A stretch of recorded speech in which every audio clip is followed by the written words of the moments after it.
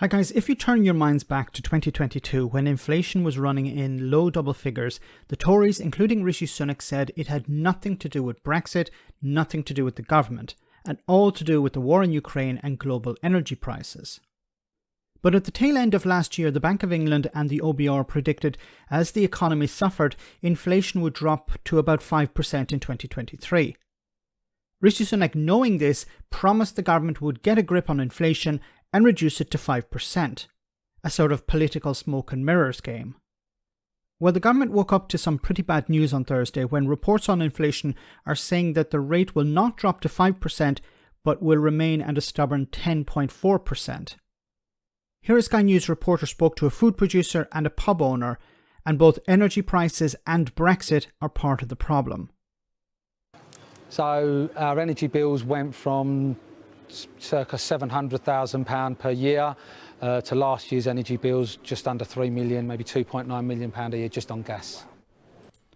My God, how is that sustainable?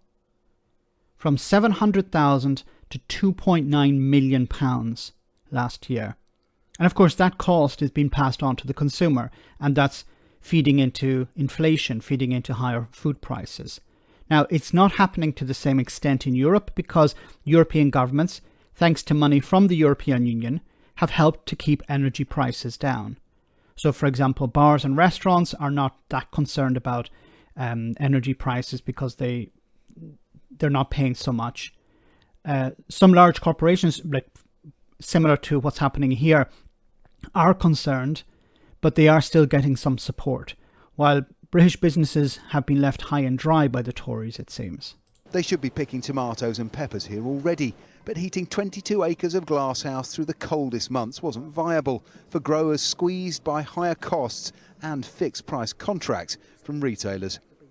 We will be looking at obviously energy prices to see when we finish the season. So if come August energy prices are starting to rise, we'll probably make a decision to finish the season early again.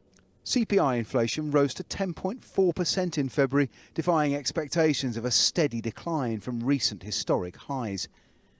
Rising food prices were the biggest driver, increasing 18% and accounting for fully 2% of total inflation. This increase in inflation has come as a real surprise to economists, and it's food for thought for the Bank of England as it meets to discuss interest rates. They'll have to balance tackling what's happening in here, raising rates to keep inflation down, with the risk of causing more stress in the financial system.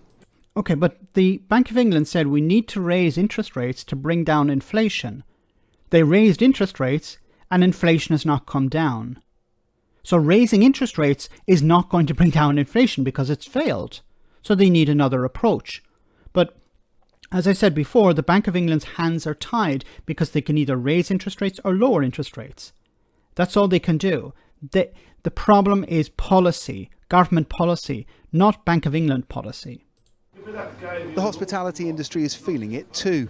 The George is part pub, part community hub, but it's squeezed by the competition for scarce workers that's driving up core inflation as well as food and energy prices. It's really difficult to find reliable, cheerful, happy, motivated staff at the costs that we can offer.